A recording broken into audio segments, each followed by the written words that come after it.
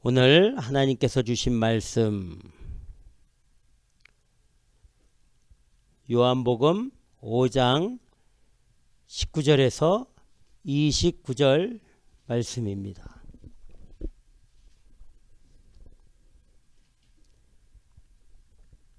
오늘 하나님께서 주신 말씀 요한복음 5장 19절에서 29절 말씀.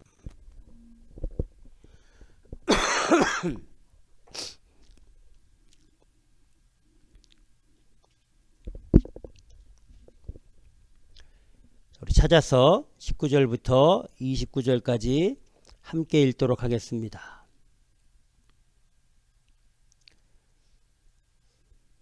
시작. 그러므로 예수께서 저희에게 이르시되 내가 진실로 진실로 너희에게 이르노니 아들이 아버지의 하시는 일을 보지 않고는 아무것도 스스로 할 수 없나니 아버지께서 행하시는 그것을 아들도 그와 같이 행하느니라.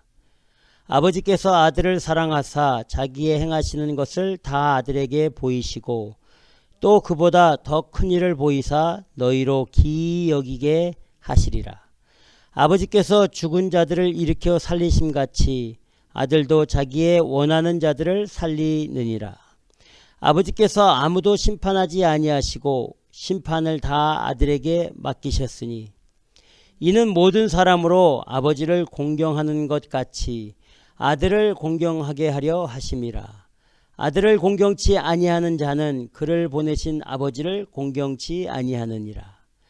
내가 진실로 진실로 너희에게 이르노니 내 말을 듣고 또 나 보내신 이를 믿는 자는 영생을 얻었고 심판에 이르지 아니하나니 사망에서 생명으로 옮겼느니라.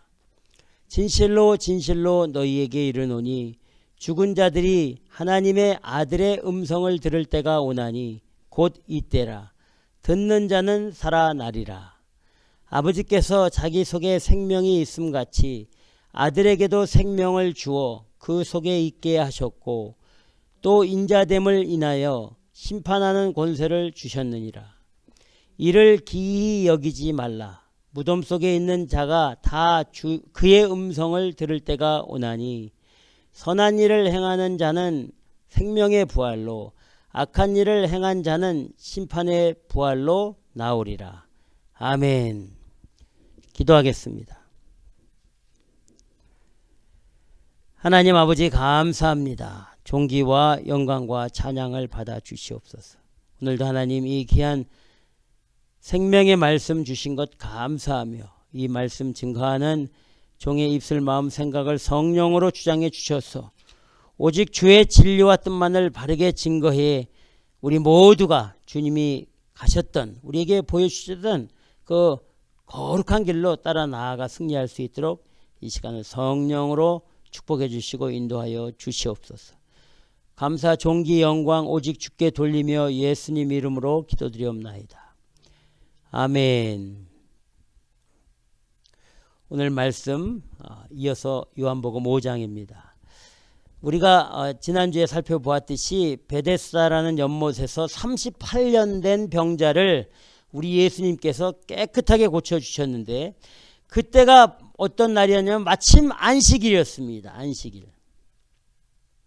안식일에 병자를 고치는 일을 했다는 이유로 유대인들이 예수님을 아주 심하게 핍박하기 시작한 거죠. 오늘 말씀 앞에 보면 요한복음 5장 16절에 보면 이렇게 말씀합니다.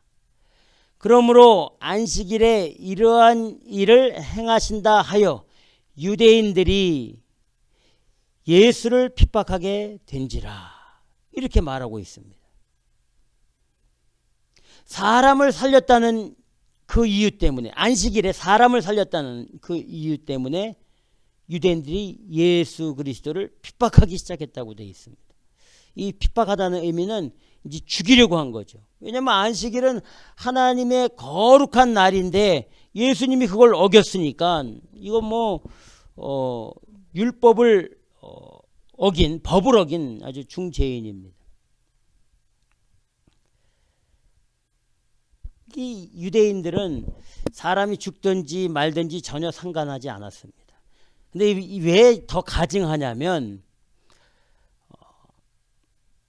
이 유대인들이 이 대중 앞에서 사람을 고치는 예수님을 보고 정죄하고 죽이려고 하고 핍박했는데, 사실은 사람들이 없을 때에 자기 가족이 막 큰 병에 걸리거나 아니면 자기 개인 재산에 큰 손해가 일어나면 사람들 몰래 자기는 그걸 다 했습니다. 자기들은, 유대인들은. 그러니까 겉으로는 거룩하지만 속에는 이 아주 더러운 것이 가득한, 겉과 속이 다른 그런 이 모습으로 율법을 지킨 사람들이 유대인들이었습니다. 자기는 지키지 않고 지키는 척하면서 다른 사람들에게는 지키게 하고 지키지 않으면 정죄하는 것. 이 예수님이 사복음서에 예수님의 모든 행적이 나와 있는데, 그래서 유대인들을 아주 심하게 책망하잖아요. 겉과 속이 틀리니까.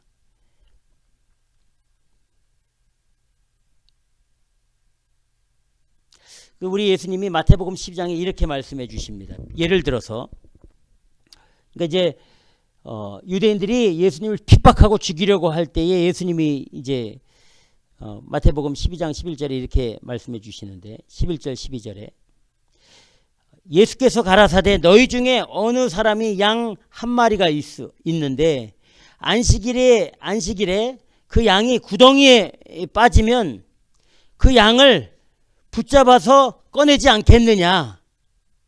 사람이 양보다 얼마나 더 귀하냐. 그러므로 안식일에 선을 행하는 것이 옳으니라 하시면서 인자는 안식일의 주인이라, 이렇게 말씀해 주신 거죠. 이 말씀을 하시는 것은 너희들 사실 니네 집에 기르고 있는 양 한 마리가 무슨 일 다 아프거나 아니면 구덩이에 빠지면 다 건져내잖아. 내가 다 알고 있어. 니네 가족 중에 한 명이 아파 누워 있으면 어떻게든 그 가족을 회복시키려고 니네 다 하잖아. 내가 다 알고 있어. 이 말씀입니다. 그런데 니네 왜 지금 그걸 가지고 정죄하고 핍박하려고 하느냐, 이 말씀입니다.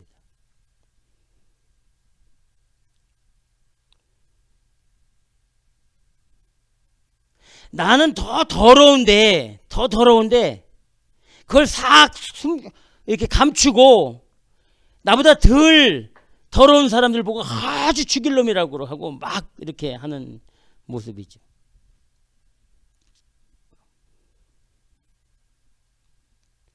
안식일을 위해서 사람이 있는 게 아니라 사람을 위해서 안식일이 있는 거예요.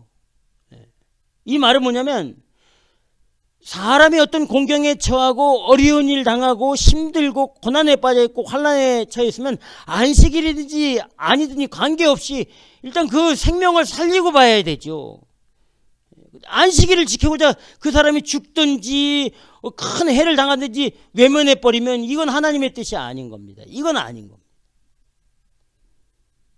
주일도 마찬가지입니다. 주일날 뭐 예배 드리는 건 나쁘다고 할 수 없고 교회 가는 건 나쁘다고 할 수 없는데, 그게 중요한 게 아니죠. 그게 영혼 살리는 것이 먼저입니다. 영혼 살리는 것이.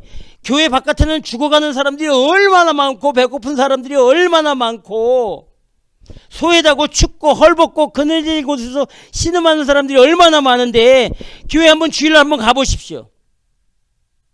번지르하게 갖고 히딩 잘 돼 있고 에어컨디셔닝 잘 돼 있고 안전하고 깨끗하고 온갖 좋은 시설 다 꾸며놓고 좋은 차 좋은 옷 입고 다 들어와 가지고, 물론 그게 나쁘다고 하는 게 아니라 우리의 그 믿음의 초점은 그런 곳에 있지 않습니다. 우리 예수님께서 우리에게 보여주신 그 믿음의 그 어떤 가치는 그런 곳에 있지 않아요. 그런 곳에 있지 않습니다.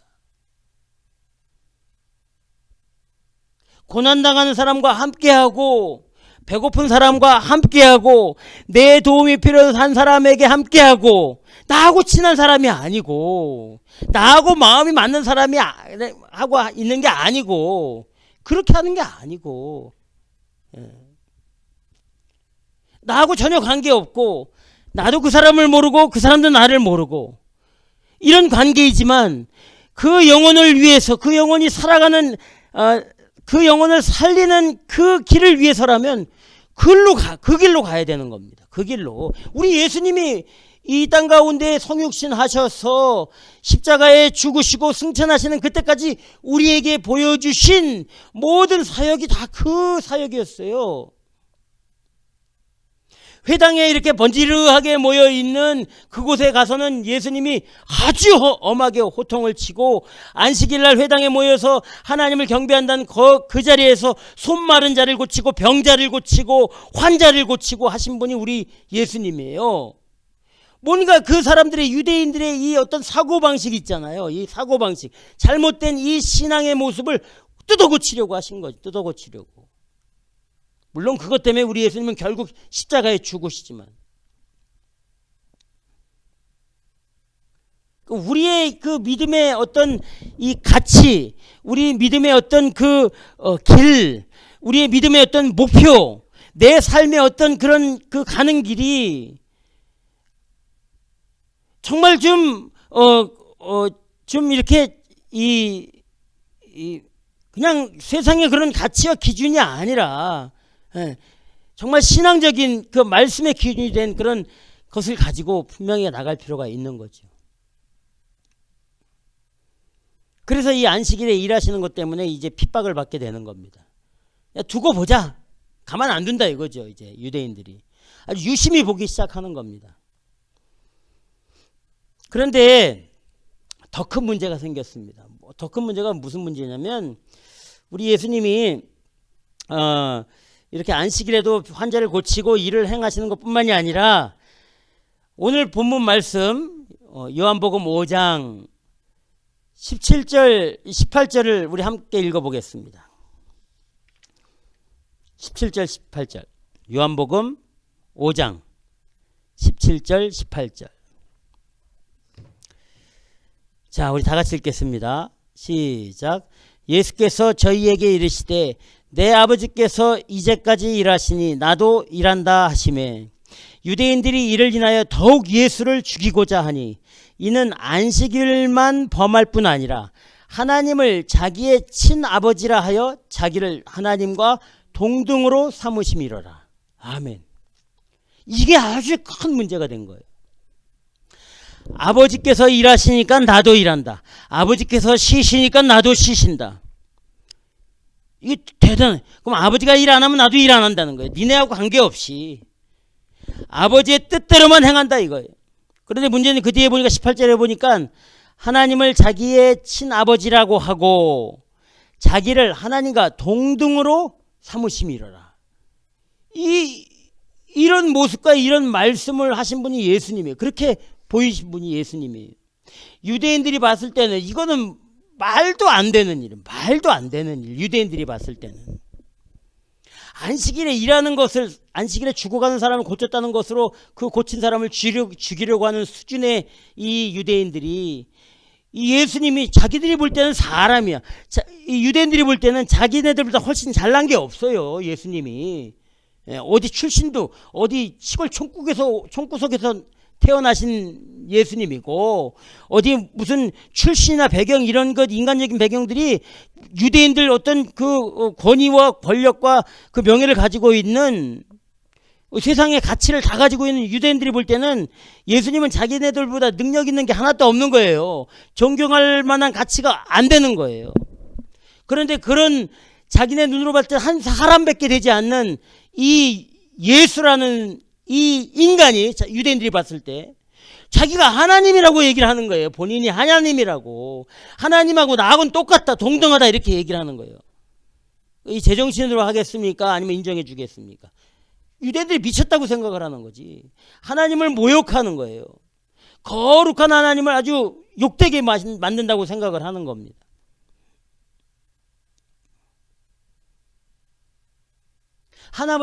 아버지는 자기 친아버지다, 이렇게 예수님이 말씀해 주시죠. He making himself equal with God. 하나님하고 똑같다.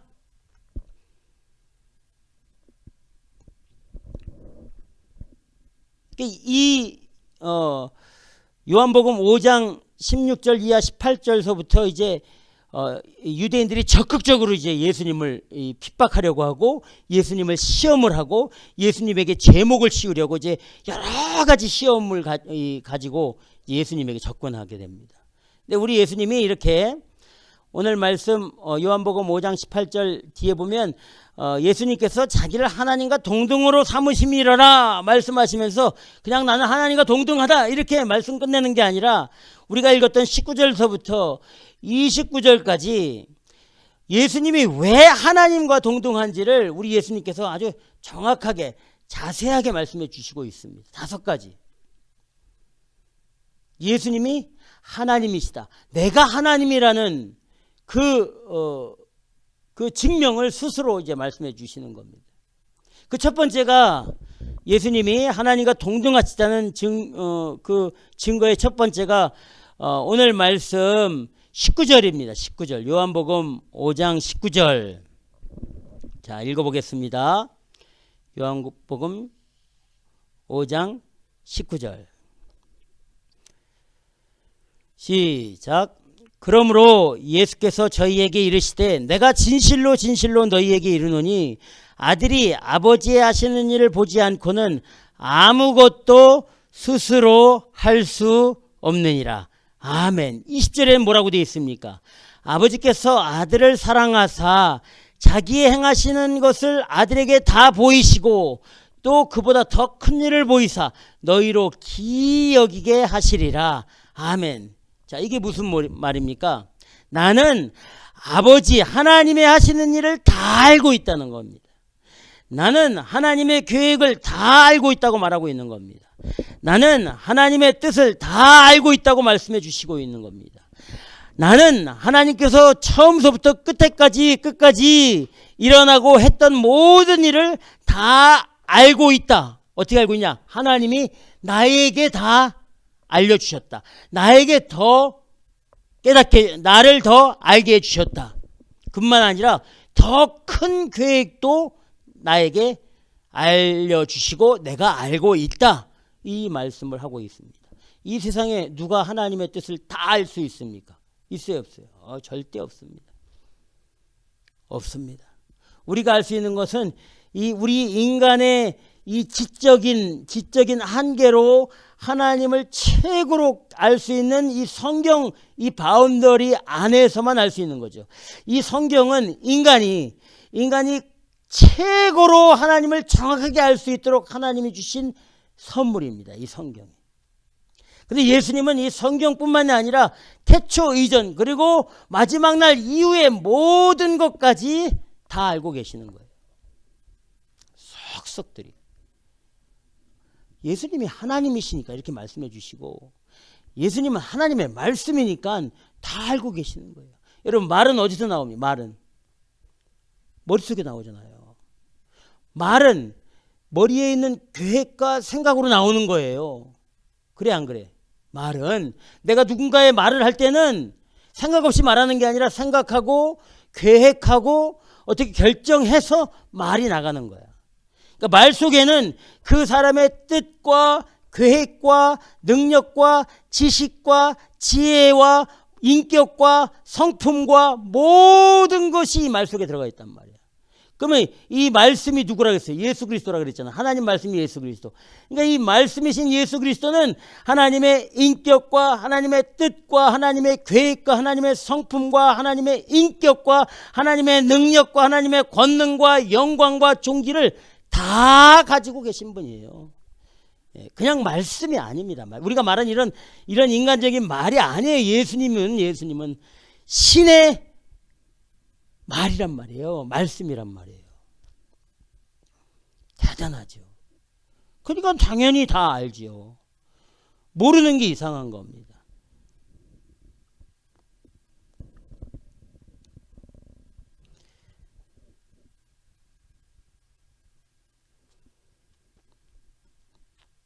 요한복음 5장 39절 여러분 한번 찾아봅시다. 바로 그 뒤에 보면 나와 있는데 요한복음 5장 39절에 우리 찾아서 한번 읽어보겠습니다. 이렇게 말씀해 주십니다. 시작. 너희가 성경에서 영생을 얻는 줄 생각하고 성경을 상고하거니와 이 성경이 곧 내게 대하여 증거한 것이로다. 아멘. 46절에는 5장 46절 요한복음 모세를 믿었다면 또 나를 믿었으리니 이는 그가 내게 대하여 기록하였음이라. 대단하지 않습니까? 그래서 사도 바울은 사도행전 28장 23절에서 저희가 일자를 정하고 그의 우거하는 집에 많이 오니, 사람들이 많이 오는 겁니다. 바울이 아침부터 저녁까지 강론하여 성경을 가르치는데 하나님 나라를 증거하고 모세의 율법과 선지자의 말을 가지고 구약을 가지고 예수님의 일을 권하더라, 이렇게 말씀해 주시고 있습니다.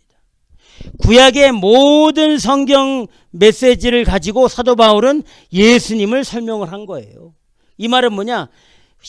신약은 예수님에 대한 거 당연한 거고 구약의 모든 메시지는, 모세와 선지자의 모든 메시지는 다 예수 그리스도로 향하고 있다는 말입니다. 하나님의 말씀, 하나님의 계획이 다 있다는 겁니다.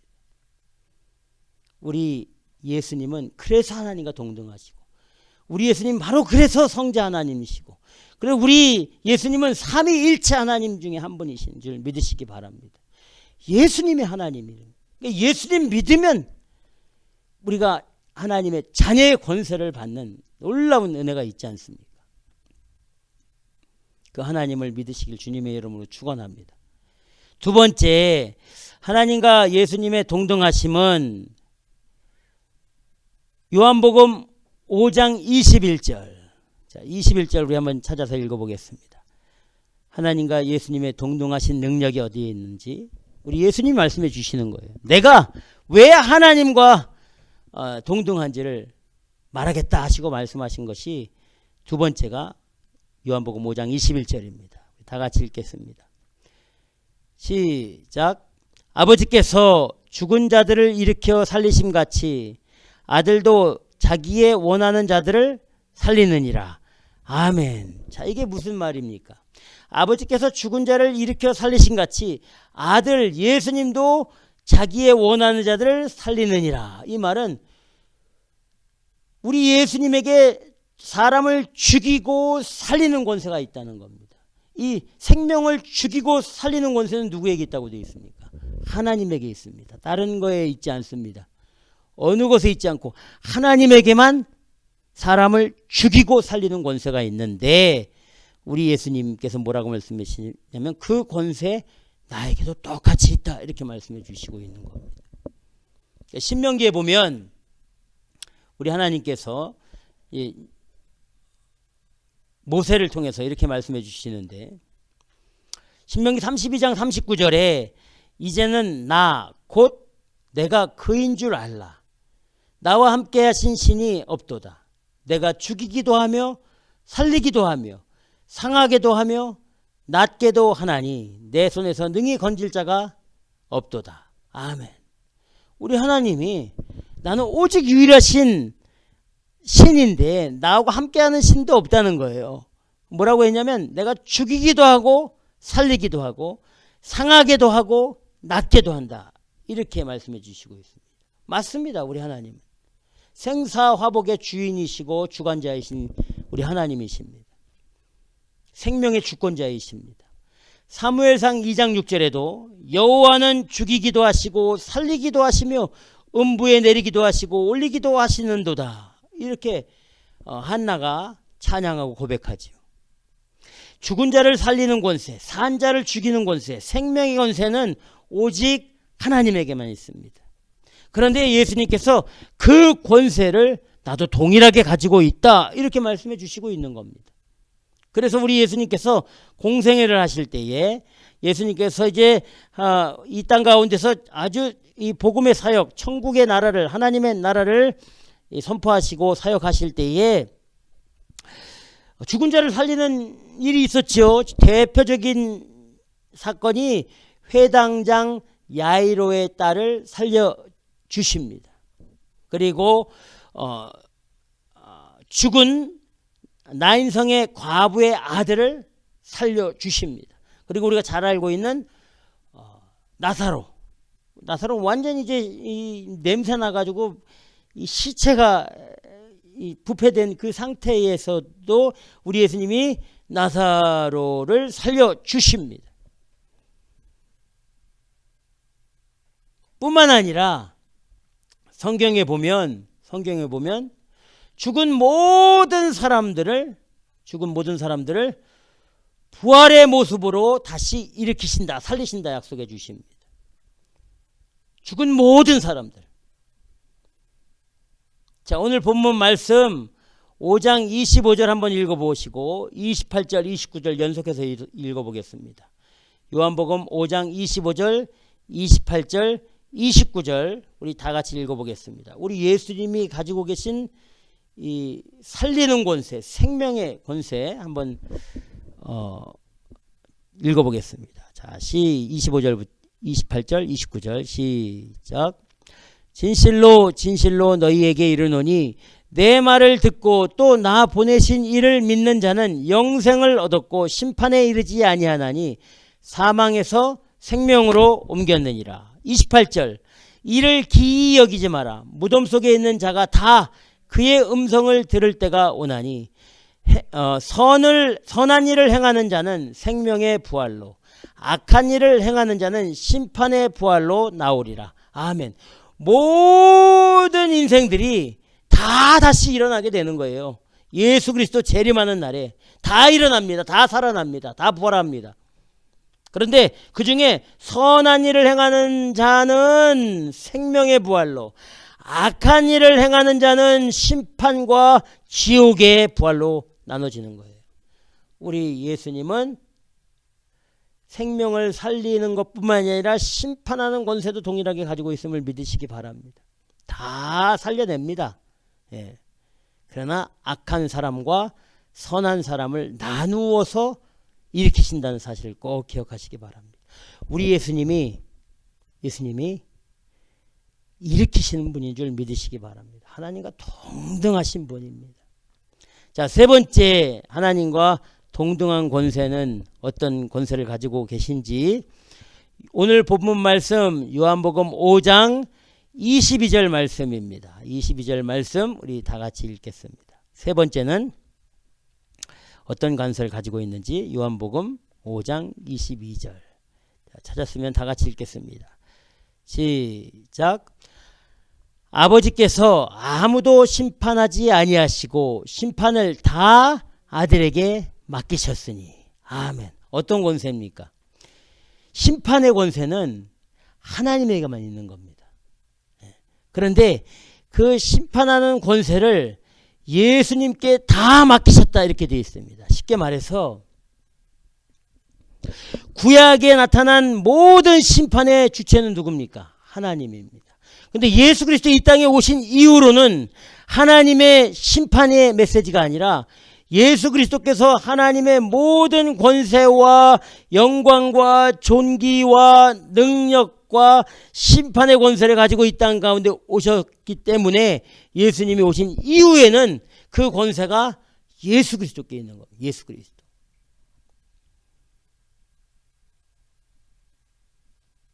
그래서 이제 우리가 성경을 살펴보겠지만 요한계시록에 보면 마지막 날 세상 모든 끝날에 우리 예수님이 심판의 구주 재판장이 되어서 이 땅 가운데 오시죠.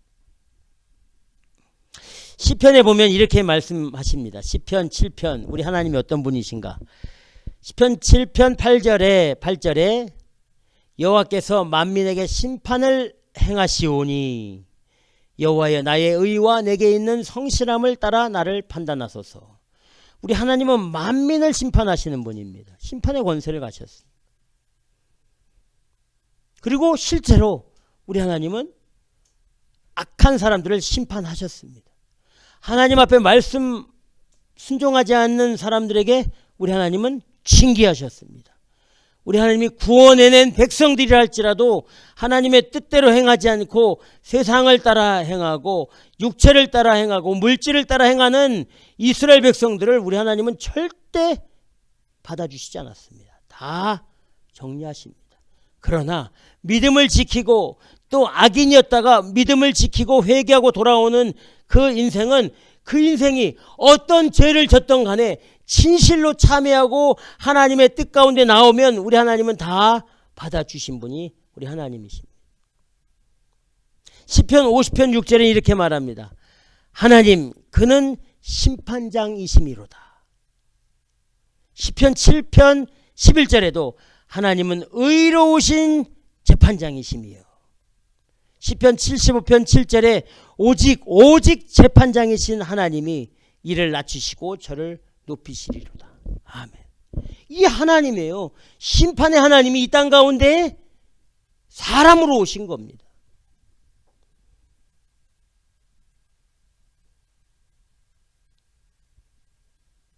심판하는 권세는 아무에게도 없다니까. 누구를 징계하는 권세는 아무에게도 없어요. 오직 하나님이에요. 오직 하나님 한 분. 그런데 예수님이 이 땅 가운데 오신 이후로 그 심판하고 정죄하는 모습과 메시지와 일들을 하신 분이 바로 그분 예수 그리스도예요. 하나님이시죠. 하나님. 디모데후서 4장 1절과 2절에 이렇게 말씀합니다. 디모데후서 4장 1절과 2절에 하나님 앞과 산자와 죽은 자를 심판하실 그리스도 예수 앞에서 그의 나타나실 것과 그의 나라를 두고 엄히 명하노니 너는 말씀을 전파하라. 때를 얻든지 못 얻든지 항상 힘쓰라. 범사의 오래 참음과 다질침으로 경책하며 경계하며 권하라. 아멘. 아멘. 여기 뭐라고 되어 있습니까? 심판하실 예수 그리스도 앞에서. 그런데 디모데후서 4장 1절에 보니까 하나님 앞에는 심판한다는 말이 없어요. 하나님 앞과 산자와 죽은 자를 심판하실 예수 그리스도 앞에서 이렇게 되어 있습니다. 하나님이 예수 그리스도에게 모든 인생의 심판의 권세를 주신 거예요. 이런 겁니다. 내가 왕인데 이제 아들이 왕자가 되잖아요. 왕자가 즉위식할 때 왕관을 벗어주면서 너에게 이 왕의 권세를 다 줬다 하면 이 아버지의 권세가 이 아들에게 다 가잖아요. 똑같이. 아버지는 아들 왕보다 더 큰 왕이지만 왕의 권세 가지고 있지만 그 모든 그 정치와 그런 모든 것을 결정할 때 누가 결정합니까? 아들인 그 새로운 왕이 다 결정하게 되어 있는 거예요. 그래서 이 디모데후서 4장 1절에 하나님 앞과 산자와 죽은 자를 심판하실 예수 그리스도 앞에서 이렇게 되어 있는 겁니다.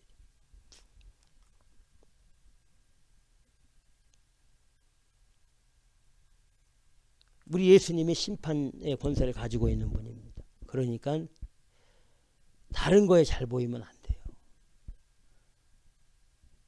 우리 예수님의 기준, 이 기준에 따라서 심판하시니까 그거에 맞느냐 안 맞느냐 이게 중요한 거죠. 요한계시록 19장에 보면 그 예수님이 이제 재림의 구주로 오셔서 19장 11절에 또 내가 하늘이 열린 것을 보니 백마와 탄자가 있으니 그 이름은 충신과 진실이라. 그가 공의로 심판하여 싸우더라. 아멘. 수도 없이 많이 있습니다. 요한계시록은 전체가 다 예수님의 메시지니까 예수님이 심판장으로 재판장으로 악한 영들을 죽이고 사단의 권세를 없이 하고 공중의 권세 잡은 자들을 다 심판하시는 메시지가 요한계시록이에요.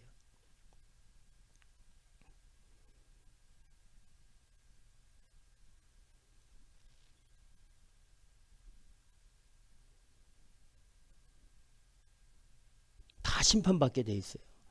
요한계시록 20장에 보면 내가 보니 죽은 자들이 물온대소하고 그 보좌 앞에 섰는데 다 예수님의 보좌 앞에 다 서 있는 겁니다. 책들이 펴 있고 또 다른 책이 펴졌는데 그 생명책이 딱 펴져 있는 거예요. 책들이 펴져 있는 거예요. 심판의 책들과 생명책이 딱 펴져 있는 거예요. 근데 거기에 뭐라고 돼 있냐면 죽은 자들이 자기 행위를 따라 생명책들에 기록된 대로 심판을 받으니라 이렇게 되어 있습니다. 우리 주님이 다 기록해 놓고 있는 거예요. 다 기록해 놓고. 우리는 없지요. 우리는 기억 다 하나도 안 납니다. 우리는 우리 과거의 일, 뭐 굵직굵직한 일 생각도 잘 안 나요. 생각도 잘 안 나요. 그때 당시에는 그런 게 가장 중요하고 최고의 그런 막 내 인생의 엄청난 그거였는데 시간이 지나면 다 그냥 지나가 버리는 거예요. 개인적으로 내 인생에 가장 큰 사건이 있다 그러면 아기들이 태어나는 사건이에요. 아기들. 우리 큰아들 알렉스가 태어나고 둘째 아들 에릭이 태어나고 셋째 아들이 아니라 셋째 딸 줄리아가 태어나는 거예요. 줄리아가 아들 같으니까 막 얼마나 터프한지. 그게 제 인생의 가장 큰 제 인간적인 인생의 가장 큰 그 사건.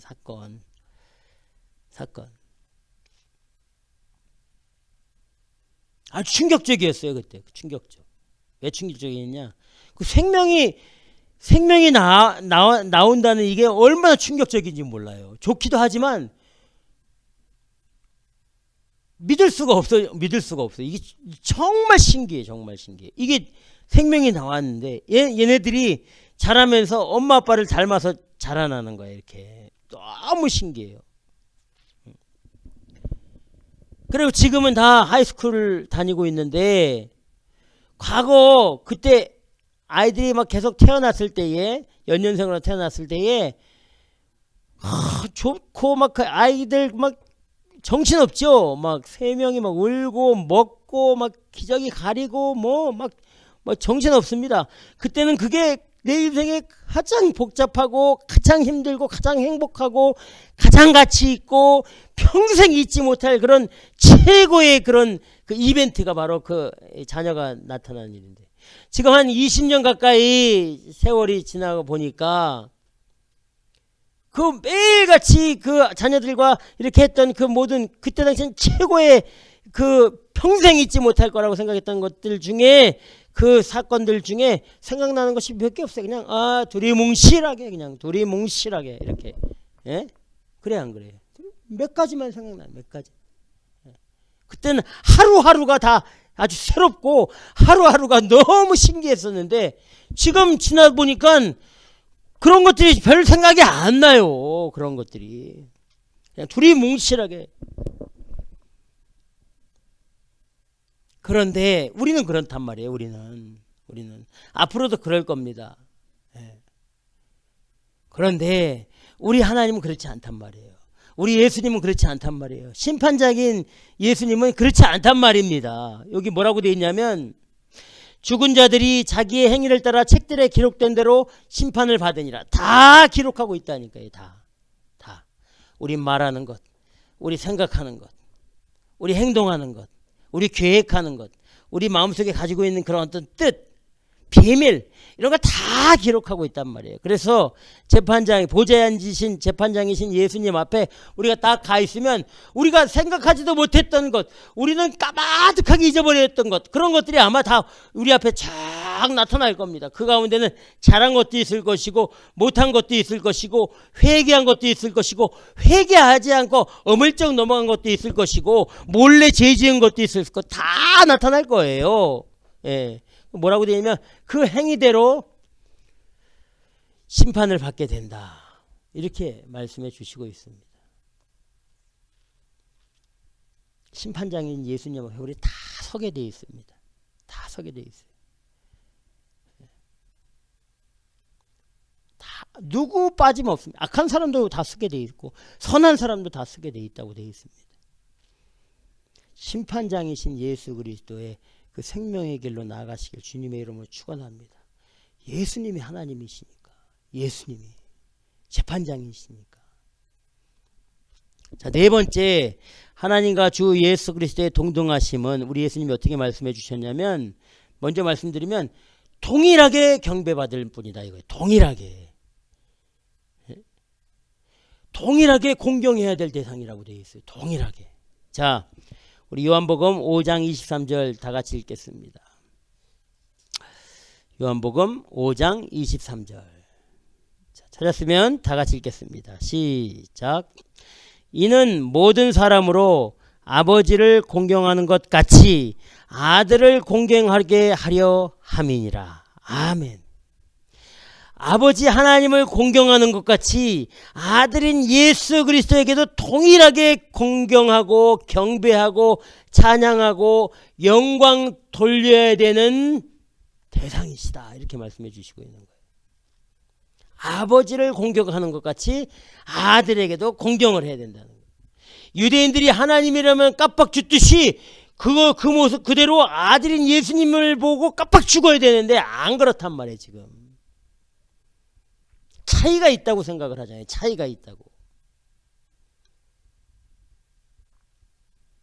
뭐라고 얘기하면 신분의 차이가 있다는 거예요. 아들하고 아버지는 틀리니까. 그 인간적인 발상이지. 틀리죠. 당연히 틀려요. 그런데 아버지의 모든 권세와 영광과 존귀를 다 아들에게 줬다니까요. 그럼 권세와 능력과 존귀가 다 아들에게 있는 거야 아니에요? 있는 거야. 자, 재벌 총수가 있어요. 뭐 한국의 재벌 총수가 전부 다 대물림한 재벌 총수가 누구냐면 이건희 회장. 그 회장이 리타이어하면서 그 아들에게 이재용 회장에게 모든 걸 다 줬어. 그렇죠? 다 줬어. 그러면 이재용 회장이 삼성에 있는 모든 권세와 힘과 능력을 다 가진 거예요. 예. 아버지는 여전히 삼성의 원로 최고 통치자이지만 실질적인 권세와 힘과 능력은 아들에게 다 가 있는 겁니다.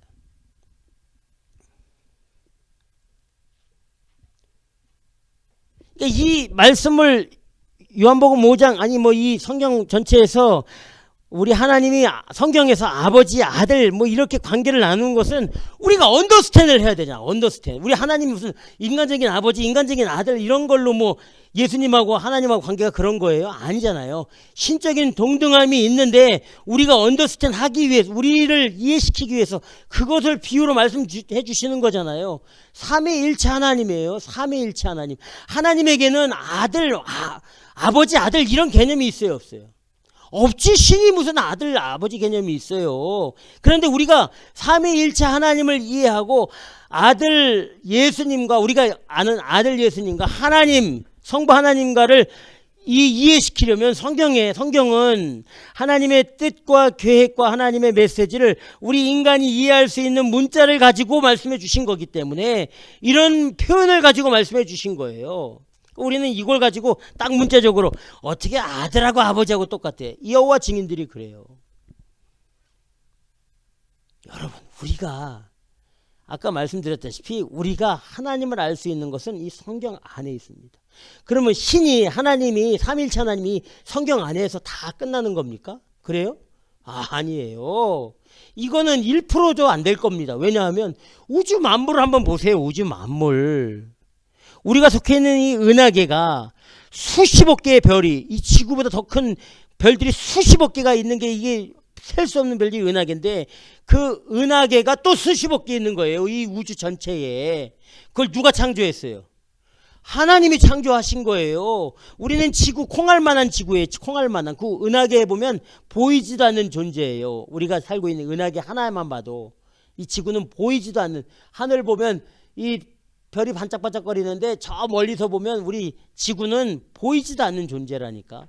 근데 그 안에 여러분 이 나인상 목사나 여러분 한 사람은 먼지보다 작은 존재라니까. 그래 안 그래요? 그 성경에 우리는 먼지와 같다 그러잖아요. 안개와 같다 그래. 아무 가치 없는 거예요. 그러니까 감사하지.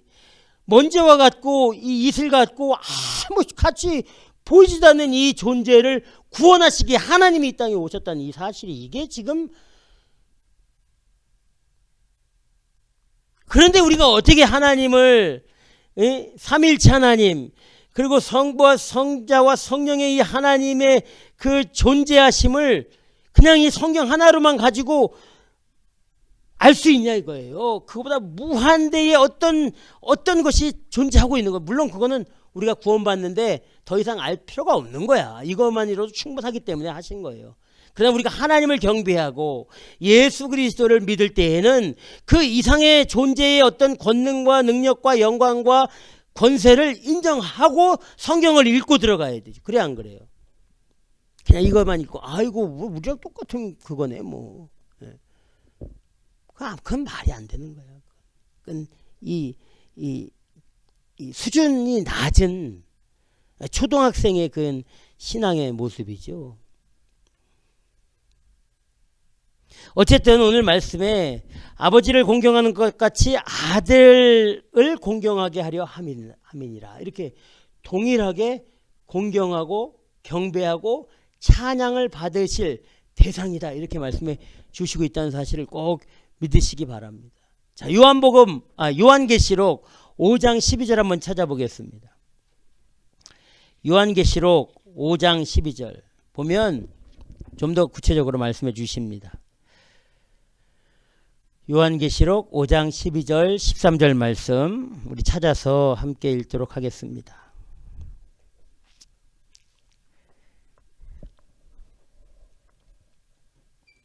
자, 우리 찾았으면 다 같이 읽겠습니다.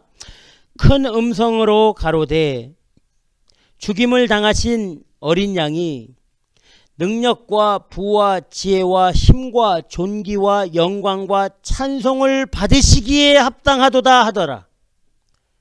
내가 또 들으니 하늘 위에와 땅 위에와 땅 아래와 바다 위에와 또 그 가운데 모든 만물이 가로되 보좌에 앉으신 이와 어린 양에게 찬송과 존귀와 영광과 능력을 세세토록 돌릴지어다 하니 아멘. 정확히 나와 있잖아요. 누구에게 영광 돌리라고 되어 있습니까? 12절에는 죽임을 당하신 어린 양이 능력과 부와 지혜와 힘과 존귀와 영광과 찬송을 받으시기에 합당하도다. 그렇죠. 13절에는 보좌에 앉으신 하나님과 어린 양 예수 그리스도에게 동일하게 찬송과 존귀와 영광과 능력을 세세토록 돌릴지어다. 아멘. 만약에 이 두 분의 가치가 두 분의 이 어떤 권세가 조금이라도 틀리다면 따로 했을 겁니다. 보좌에 앉으신 이에게 찬송과 존귀와 영광과 능력을 돌리고 어린 양에게 또 돌리라 이랬으면은 뭔가 좀 이게 저거한 건데 동일한 선상에서 보좌에 앉으신 이와 어린 양에게 동일하게 지금 말씀해 주시고 있는. 그러니까 오늘 말씀에서 우리 예수님이 그래서 말씀해 주시는 겁니다. 아버지를 공경하는 것 같이 아들을 공경하게 하려 함이라. 아버지를 경배하는 것 같이 하나님을 찬양하고 찬송하고 영광 돌리는 것 같이 아들에게도 동일하게 찬양과 찬송과 영광을 돌려야 된다. 받으시기에 합당하신 분이다. 이렇게 말씀해 주시고 있다는 거예요. 우리 예수님은 바로 하나님이시기 때문에 이렇게 말씀하시는 겁니다. 누가 이렇게 말할 수 있습니까? 하나님이시기 때문에 아버지를 보여달라 하지 마. 나에게 아버지를 보여달라고 말하지 말라. 나를 보았으면 아버지를 보았느니라. 이렇게 말씀해 주신 거예요. 우리 예수님이 이 정도까지 물론 유대인들이 봤을 때는 완전 죽일 놈이지. 근데 하나님이신 예수님이 진리와 사실을 말하는 건 뭐 당연하잖아요. 네. 니네 왜 자꾸 나한테 아버지를 보여달라 그래? 왜 나한테 아버지를 보여달라 그래? 내가 지금 니네가 찾고 있는 아버지야 이 말씀입니다. 나야 나. 내가 그야. 우리 하나님 예수 그리스도는 똑같이 경배받으시고 똑같이 공경받으시고 똑같이 존귀하게 받으시고 똑같이 권세와 능력이 있으신 줄 믿으시기 바랍니다.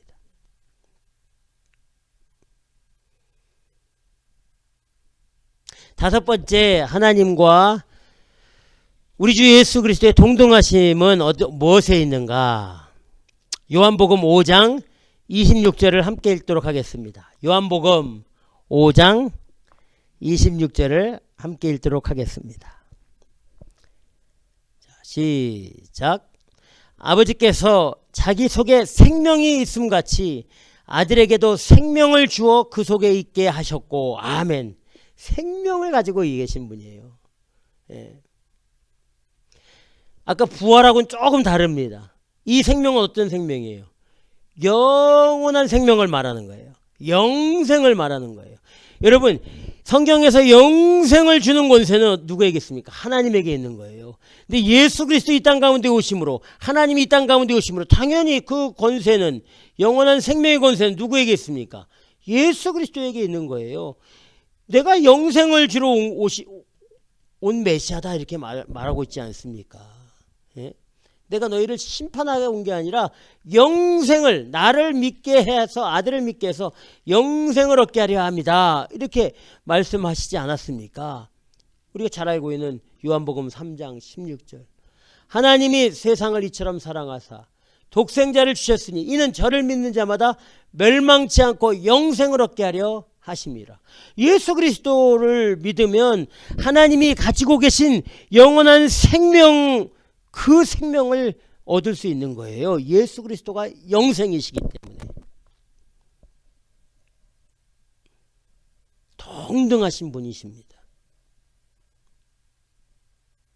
아들을 믿는 자는 영생이 있고 아들을 순종치 아니하는 자는 영생을 보지 못하고 도리어 하나님의 진노가 그 위에 머물러 있느니라. 아들을 믿는 자에게 영생이 있는 거예요. 구약에는 하나님을 믿고 하나님을 신뢰하는 자에게 영생의 은혜가 임해졌는데, 이 인간들이 보이지 않는 하나님을 헛되이 믿고 망령되이 믿는 거예요. 보이지 않으니까. 우상을 섬기고 하나님의 형상을 만들어 놓고 제사 지낼 때에 세상의 그런 유행과 세상의 그런 가치와 사람들의 요구에 따라 제사 드리고 예배 드리고 이러니까 우리 하나님이 진노하시죠.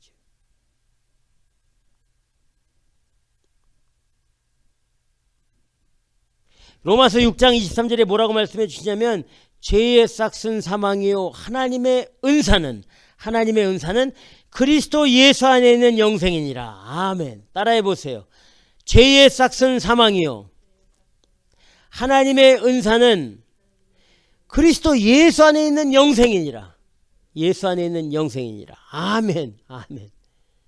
예수 그리스도가 하나님의 은사이고 그 하나님의 은사는 영원한 생명, 영생이라고 말씀해 주시고 있다는 사실을 꼭 믿으시기를 주님의 이름으로 축원합니다.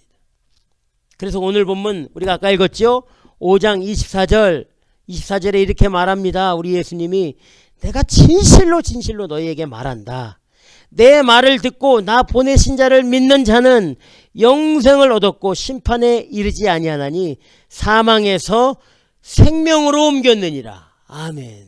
자, 예수 그리스도의 영원한 생명을 가질 수 있는 길이 뭡니까? 어떻게 가질 수 있어요?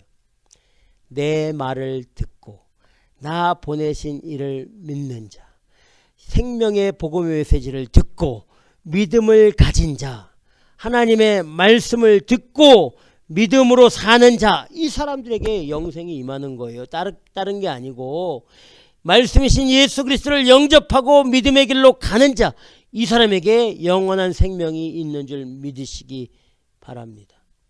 그래서 로마서에서 믿음은 들음에서 나며 들음은 그리스도의 말씀으로 말미암느니라. 이 말씀이 얼마나 중요한지 몰라요. 이 말씀 듣는 것을 게을리하면 믿음 다 잊어버립니다. 우리가 공부를 할 때에 그 공부를 계속해서 꾸준하게 이 프랙티스하고 해야지 실력이 점점 늘어나잖아요. 스포츠도 마찬가지예요. 연습하고 해야지 실력이 늘지. 아, 나 이제 벌스티야. 이제 이 하이스쿨 클래스가 있는데, 스포츠 클래스가 있는데 뭐 프레시맨, 그다음에 JB, 그다음에 벌스티 이렇게 있는데, 벌스티는 아주 그래도 잘하는 그 하이 그 포지션 레벨이죠. 근데 내가 벌스티 가갖고 나 그래도 벌스티 스포츠 팀 농구 뭐 배구 뭐 풋볼 팀 선수야 이제 나 벌스티니까 나 연습 대충 해도 돼. 그리고 연습 안 하면 어떻게 해요? 실력이 줄지.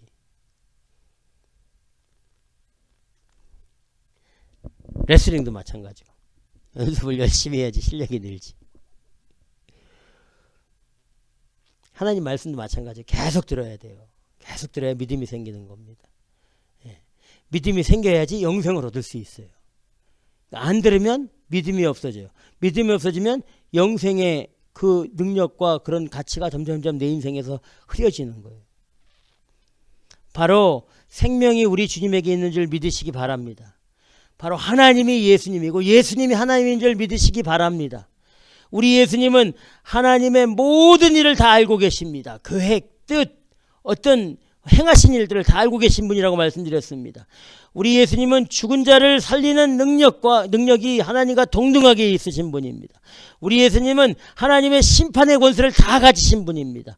우리 예수님은 동일하게 경배받고 동일하게 칭송받고 동일하게 존귀함 받으실 만한 확실한 하나님이십니다. 우리 예수님은 아버지의 그 심판의 권세 그리고 아버지의 그 생명의 권세, 영원한 생명의 권세를 우리 예수님이 가지고 계신 분이에요. 가지고 계신 분이라 바로 그 영원한 생명입니다. 하나님이 예수님이기 때문에 그렇습니다. 예수님이 하나님이기 때문에 그렇습니다. 그 예수님, 그 하나님이 이 땅에 오신 거예요. 우리를 구원하시기 위해서. 그는 근본 하나님의 본체시나 하나님과 동등됨을 취할 것으로 여기지 아니하시고 오히려 자기를 비워 종의 형체를 가져 사람들과 같이 되었고 사람의 모양으로 나타나셨음에 자기를 낮추시고 죽기까지 복종하셨으니 곧 십자가에 죽으심이라. 아멘. 아멘. 이 빌립보서 2장 6절에서 8절 말씀 바로 하나님이 이 땅 가운데 오셔서 십자가에 죽으신 겁니다. 저와 여러분들에게 구원의 은혜를 베푸시고 영원한 생명을 주시기 위해 사람의 옷을 입고 사람의 모양으로 오셔서 모든 고난과 핍박과 멸시 다 뒤집어 쓰시고 십자가에 우리 대신 보혈의 피를 다 흘리시고 죽으셨다는 이 사실. 하나님이 이 땅 가운데 오셔서 죽으셨다는 거죠. 죽으신 걸로 끝난 것이 아니라 3일 만에 사망 권세 모든 흑암의 권세를 다 이기시고 생명의 구주로 부활해 주셔서 우리에게 영원한 생명의 길로 나아갈 수 있도록 길을 열어주셨다는 이 엄청난 사실, 이 엄청난 은혜, 이 감당하지 못할 사랑을 꼭 기억하시고 믿으시고 순종하며 말씀을 따라 나아가 승리하시기를 주 예수 그리스도 생명의 구주의 이름으로 축원합니다. 기도하겠습니다.